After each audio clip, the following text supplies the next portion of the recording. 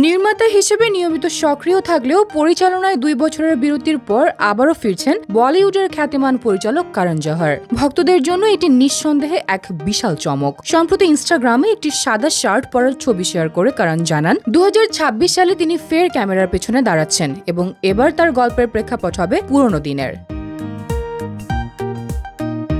ছবিটির ক্যাপশনে করণ লেখেন 2026 সাল হবে সেই বছর যখন আমি আবার সেটে ফিরব। নিজের কাছেই প্রতিশ্রুতি দিয়েছি, কারণ এটা শুধু কাজ নয়, এটা আমার শান্তির জায়গা। আরো বলেন, আমি এতদিন অজানা মানুষদের খুশি করার চেষ্টা করেছি, কিন্তু কেন, এটা তো আমার রক্তে মিশে আছে। এখন নিজেকে সময় দিতে চাই। করণের এই আবেগঘন বার্তায় স্পষ্ট, এবার তিনি শুধুমাত্র এক পরিচালকের দায় থেকে নয়, বরং আত্মার শান্তির খোঁজে ফিরে আসছেন। ভক্তরা ইতিমধ্যেই উত্তেজনায় মুখর। তাদের মতে বলিউডে করণের সেই নস্টালজিক স্টাইলের গল্প এখন খুব দরকার।